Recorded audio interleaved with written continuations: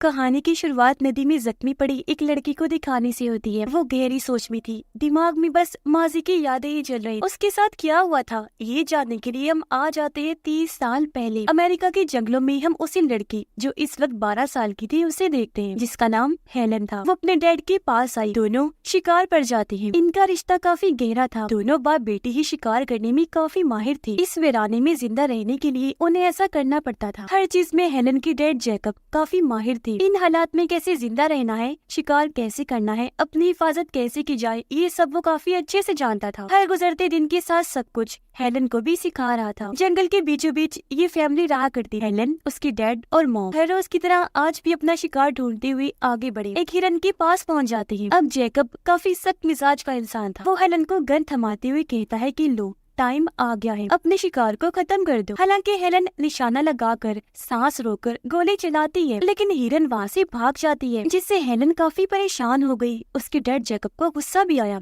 वो पूछता है, क्या सीखा इतने टाइम में तुमने? उसे कैसे पता चला हमारे बारे में? हेलन ने ऊपर देखा, हवा चल रही थी। वो कहती है कि उसे हमारी खुशबू आ गई हो। दोनों अब घर आ गए। हेलन की मॉम खाना पकाने के लिए आग जला रही थी। जैकब कहता है कि मत जलाओ आग, कोई शिकार नहीं हुआ तो आज कोई खाना नहीं मिलेगा। जो सुनकर उसे भी काफी बुरा लगा। यहाँ हमने नोटिस किया कि हेलन और उसकी मॉम के बीच इतना अच्छा रिश्ता नहीं है, इसलिए वो ज्यादा अपने डैड से प्यार करती थी, माँ से चिढ़ा करती थी। सिर्फ यही नहीं बल्कि हेलन के मॉम डैड के बीच का रिश्ता भी अच्छा नहीं था। हेलन के जिस्म पर बहुत सारे टैटूज थे जो उसकी डैड ही बनाया करती थी। जब कोई अच्छा काम वो करती तो ये उसका इनाम होता। मतलब जब वो जैकब के किसी इम्तिहान में पास हुआ करती थी। इस माहौल में भी हेलन खुश रहती। उसका इकलौता दोस्त भी उसका डैड ही था। यहाँ ज्यादा कुछ नहीं था तो हेलन ने खेलने के लिए लकड़ियों और पत्तों के खिलौने बनाए हुए थे। अगले दिन हेलन अपने डैड के साथ खाने की तलाश में निकल जाती है। इन्होंने जगह जगह जानवरों के लिए जाल बिछाए थे। एक को देखकर ये लोग काफी हैरान हुए क्योंकि वहाँ सिर्फ भेड़िए की टांगे थी। इस बारे में हेलन ने जब जैकब से पूछा तो वो कहता है कि भेड़िए ने अपनी जान बचाने के लिए अपनी टांग की कुर्बानी दी थी, खुद ही काट दी और भाग गया। याद रखो हेलन, इस दुनिया में सिर्फ खुद को जिंदा और सही सलामत रखना ही जरूरी है। इसके लिए इंसान को किसी भी हद से गुजरना पड़े तो गुजर जाना चाहिए। और आज यहाँ हेलन अपना पहला हिरन का शिकार करती है, जिसे ये लोग घर लेकर आए। जैकब का छोटा सा कैबिन था जहाँ वो जरूरी सामान, खास तौर पर बंदूक वगैरह रखा करता था, पर यहाँ हेलन को जाने की इजाजत नहीं थी। अब रात को हेलन की आवाज भेड़ियों की आवाज से खुल गई। वो जब बाहर आई तो वहाँ भूखा भेड़िया और उसका बच्चा हिरन की मांस को सूंघते हुए यहाँ आ गई थी, जिसका शिकार आज हेलन ने किया था। वो इन्हें देख रही थी कि तभी वहाँ जैकब भी आ गया। हेलन कहती है कि हमारे पास कुछ हड्डियाँ पड़ी हैं, हम इन्हें खाने के लिए दे देते हैं। जैकब ने मना कर दिया। वो कहता है कि नहीं, कुदरत के अपने कानून है, हमें इन पर तरस नहीं खाना चाहिए। ये सिर्फ भूखे भेड़िए हैं, भूख के लिए कुछ भी कर देंगे, हमें भी खाना पड़ा तो खा जाएंगे, इसीलिए इन्हें मार दो अगर चाहती हो कि तुम्हारी फैमिली जिंदा बची रही। पर हेलन ऐसा नहीं कर पाती, इसलिए जैकब खुद ही बंदूक लेकर दोनों भूखे भेड़ियों को मार देता है। अगले दिन जैकब अकेला ही शिकार पर जाने लगा। जैकब ने हेलन का नाम लिटिल शैडो रखा हुआ था। हेलन ने साथ जाने की जिद की, पर उसके डैड कहते हैं कि आज नहीं लिटिल शैडो,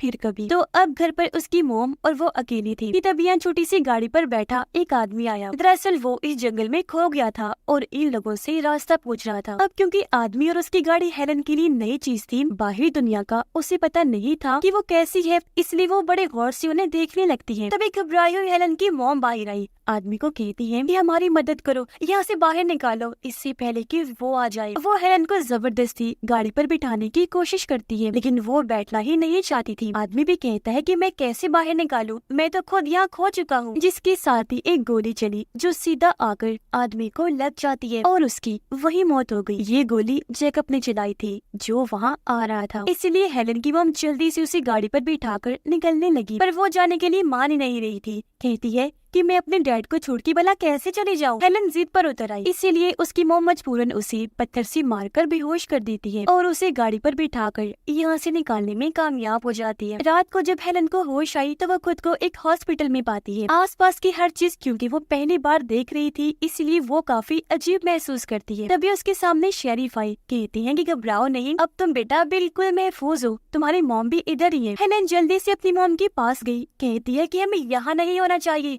डैड कहाँ है, हमें घर जाना होगा। उसकी मॉम कहती है वो हमारा घर नहीं था। गुस्से में हेलन कहती है कि ये आप क्या कह रही हैं, आखिर बात क्या है। तब उसकी मॉम ने बताया कि जैकब इंसान के रूप में एक दरिंदा हैवान है, उसने मेरे साथ जबरदस्ती शादी की, बहुत गलत किया, 12 साल तक उसने मुझे जंगल में कैद रखा। हेलन कहती है झूठ, एक नंबर की झूठी है। मुझे डैड ने बता दिया था कि मैं तुम्हारी किसी भी बात पर यकीन ना करूं। और अब वो मॉम पर चिल्लाई कि मुझे घर जाना है। पर शेरिफ आकर हेलन को वहाँ से ले गया, एक जगह पर बंद करके कहता है, बेटा तुम जरा शांत हो जाओ। फिर जाहिर है वो शांत होने वाली कहाँ थी। यहाँ की अचानक ही हर चीज को अपनाना उसके लिए बहुत मुश्किल हो रहा था। उसे रहा नहीं जा रहा था, क्योंकि शिकार में काफी माहिर थी, तो इन हालात से निपटना उसे अच्छे से आता था। तो खिड़की से वो भाग जाती है। उसे अब अपने डैड को ढूंढना था, जो उसे शहर की गलियों में मिल भी जाते हैं, जो हेलन की सीटी बजा रही थी, जो वो जंगल में बजाती थी। ऐसा लग रहा था कोई सीटी बजाकर पालतू जानवर को बुला रहा हो। दोनों बाप बेटी एक दूसरे के गले से लग गई। जैकब कहता है, चलो यहाँ से लिटिल शैडो,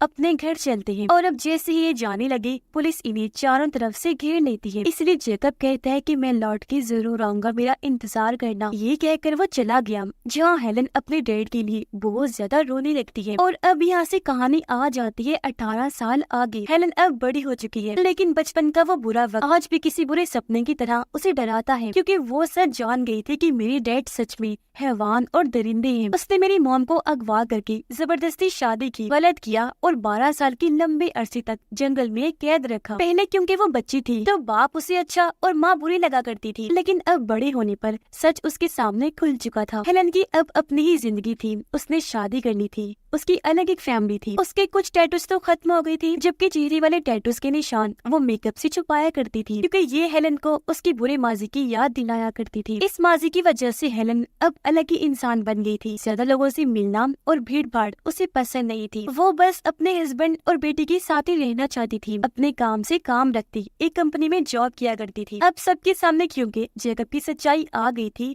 तो उसके बारे में एक कहानी बन गई। उसे मार्श किंग के नाम से जाना जाने लगा। इस कहानी के मुताबिक बताया गया कि वो बहुत ही बुरा इंसान है, जंगल में रहता है, कुदरत को नुकसान पहुंचाया करता है, एक औरत से जबरदस्ती शादी करके गलत करने वाला दरिंदा है। इसी वजह से उसका ये नाम इन्हीं मार्श किंग पड़ गया। अब हेलन अपनी बेटी और हस्बैंड से बहुत प्यार किया करती थी, पर यहाँ उसने एक गलती की हुई थी। उसने सबसे, यहाँ तक कि अपने हस्बैंड से भी अपनी पहचान छुपाई हुई थी कि वो जैकब मार्श किंग की बेटी है, जो उसकी बहुत बड़ी गलती थी। उसने ऐसा इसलिए किया क्योंकि फिर उसे कोई भी नहीं अपनाता। अब दिखाया गया कि पुलिस मार्श किंग और उसके एक साथी को बस के जरिए कहीं और ले जा रही थी, पर इन दोनों ने ही भागने का प्लान बना लिया था। अंधेरी वाली जगह पर आकर उन्होंने गार्ड पर हमला कर दिया, फिर उसे गन छीनकर गार्ड और ड्राइवर दोनों को ही मार देती हैं और यहाँ से फरार हो गई। अगले दिन हेलन काम से जब घर आई तो अपने घर पर पुलिस देखती है। वो काफी घबरा गई। अंदर जब गई तो एक ऑफिसर उससे कहती है कि तुम्हारी डैड मार्श किंग फरार हो गई है। क्या उसने तुमसे कोई राब्ता किया? जिस पर उसने ना में जवाब दिया। लेकिन अब ये जानकर कि वो दरिंदा आजाद हो गया है, वो काफी घबरा गई। डर एक बार फिर उस पर हावी होने लगा। पुलिस के आने से उसके हस्बैंड को भी पता चल गया कि असल में हेलन, जिसने अपनी पहचान अब तक छुपाई हुई है, वो मार्श किंग की बेटी है। इस बात पर वो काफी नाराज हुआ, क्योंकि हेलन को सच छुपाना नहीं चाहिए था। हालांकि मार्श किंग की कहानी हर कोई जानता था, इसीलिए वो अपनी बेटी को लेकर वहाँ से चला गया। तो अब पुलिस की एक गाड़ी वहाँ पहरा देने लगी, क्योंकि उन्हें यकीन था कि जैकब अपनी बेटी से राब्ता या उस तक पहुँचने की कोशिश जरूर करेगा। और इस तरह हेलन अब अकेली रहने लगी थी। इसी रात हमें जैकब और उसका दूसरा साथी दिखाया गया। वो एक गैस स्टेशन पर रुककर किसी का इंतजार कर रही थी। इतनी ही देर में यहाँ एक गाड़ी आई, दोनों उसके अंदर बैठी और यहाँ से निकल जाती है। अगले दिन वही शेरिफ हेलन का हालचाल पूछने आता है, क्योंकि जब हेलन की मॉम और वो जैकब से आजाद हुई थी तो हेलन की मॉम ने शेरिफ से शादी कर ली थी। मतलब इस तरह हेलन शेरिफ की सौतेली बेटी बन गई, पर वो उन्हें कभी नहीं अपनाती। हालांकि वो काफी अच्छा इंसान था, उसे अपनी बेटी ही समझा करता था। वो चाहता था कि हम सब फैमिली की तरह रहें। वो हेलन को तसल्ली देता है कि परेशान ना होना, तुम्हारा हस्बैंड बस नाराज है, वो जल्दी लौट आएगा। तभी यहाँ एक एजेंट आया, क्योंकि हेलन को FBI ने बुलाया था। वहाँ पहुँचकर उसे पता चला कि कल रात एक गाड़ी जब कनाडा का बॉर्डर क्रॉस कर रही थी तो गाड़ी का बहुत बुरा एक्सीडेंट हो गया, जिसमें जैकब और उसका साथी थे। पूरी ही गाड़ी जल गई, जिसमें 2 जले हुए आदमियों की लाशें भी मिली हैं। उनमें से एक जैकब की हो सकती है। अब हेलन को पता था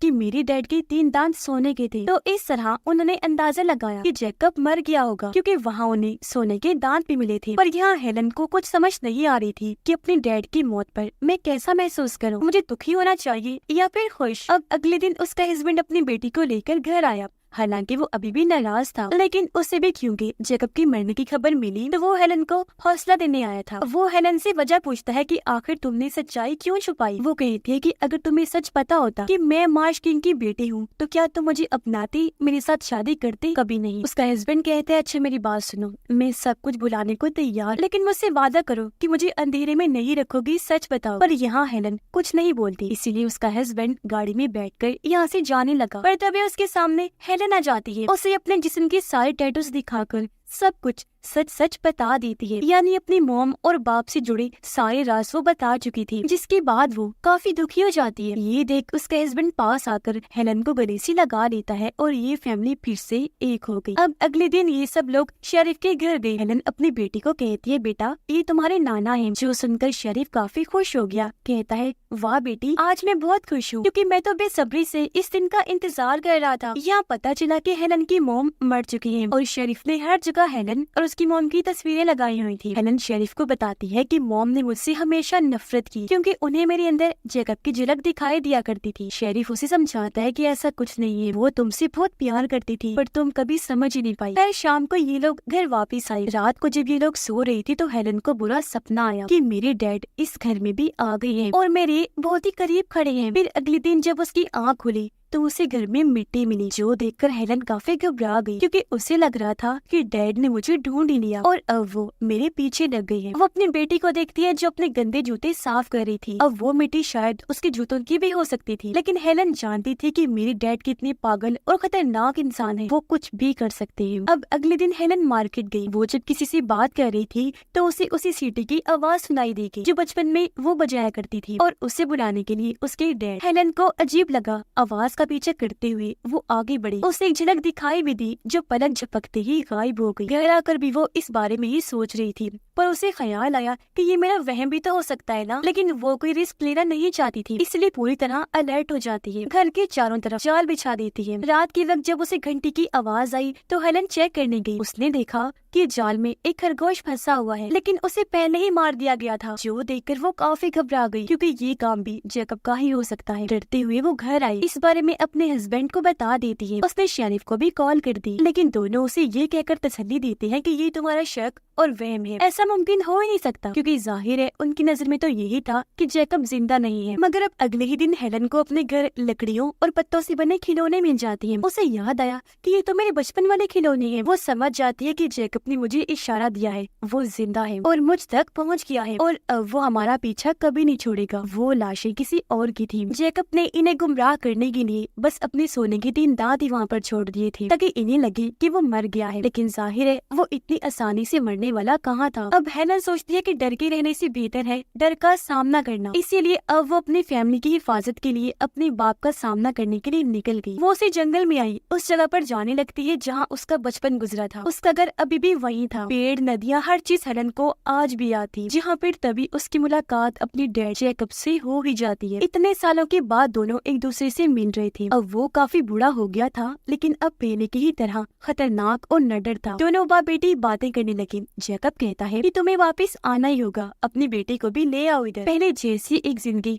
हम फिर से यहाँ गुजारेंगे। मैं जानता हूँ कि तुम भी यही चाहती हो, क्योंकि तुम बहुत खुश थी। हम तीनों शिप के जरिए कनाडा चले जाएंगे और वहीं रहेंगे। हेलन कहती है मैं ऐसा कुछ नहीं करने वाली, क्योंकि अब मेरी एक अलग जिंदगी है। मेरी फैमिली है, हस्बैंड और बेटी जिनसे मैं बहुत प्यार करती हूँ, और वैसे भी मैं ऐसा जान गई हूँ कि तुमने मेरी माँ के साथ क्या किया, तुम दरिंदे हैवान। तब जैकब जवाब देता है कि वो झूठी है, मैंने उसके साथ कुछ गलत नहीं किया, वो मेरी जिंदगी में अपनी मर्जी से आई थी। हेलन रोने लगी, कहती है कि मेरी फैमिली से दूर रहना और मेरी जिंदगी में आने की कोई जरूरत नहीं है। जैकब कहता है ठीक है। दोनों बाप बेटी गले मिले और वो यहाँ से निकल जाती है। वो आगे बढ़ रही थी, जहाँ हमने देखा कि शेरिफ भी उसका पीछे करते करते यहाँ पहुँच गया था, और अब इससे पहले दोनों यहाँ से निकलते पागल जैकब शेरिफ को शूट करके मार देता है। उसने हेलन को भी पकड़ लिया, जबरदस्ती बालों से घसीट कर उसे एक गड्ढे में बंद कर देता है, जहाँ सजा के तौर पर वो उसे बचपन में भी बंद कर दिया करता था। गड्ढे के ऊपर लकड़ी का जाल लगाकर वहाँ से चला जाता है। तभी हेलन को याद आया कि सर्दी के मौसम में जब जैकब ने उसे बंद किया था तो उसकी मॉम ने उसे गड्ढे से बाहर निकाला था और कहा था कि बेटा मैं तो कमजोर थी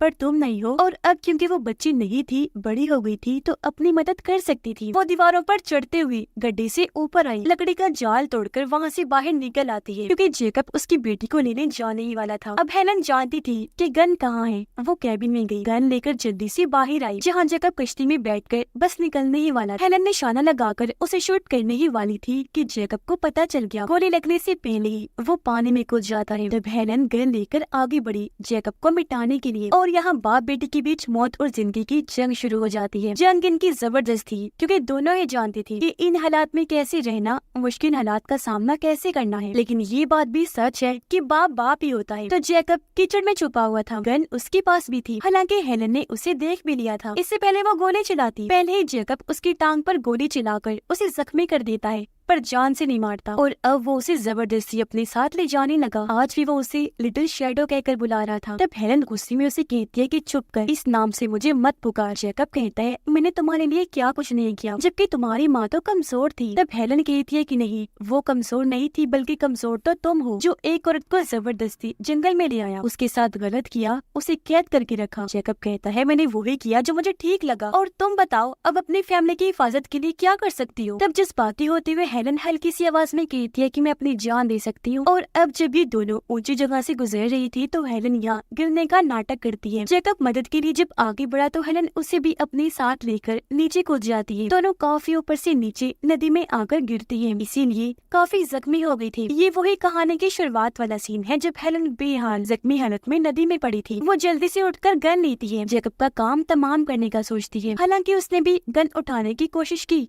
पर वो नाकाम रहा। और अब इस बार हेलन नहीं डरती, टाइम गवाए बगैर जल्दी से उसे शूट कर देती है। उसकी मौत हो गई, और इस तरह उसने अपने हाथ से डर को खत्म कर दिया, साथ ही हमेशा के लिए बाप के रूप में दरिंदे हैवान को भी खत्म कर दिया। और अब वो हंसी खुशी बगैर किसी डर के अपनी फैमिली के साथ रह सकती थी, जो जिस उसके लिए किसी खुशी से कम नहीं थी। और इसी के साथ इस फिल्म की कहानी यहीं पर खत्म हो जाती है।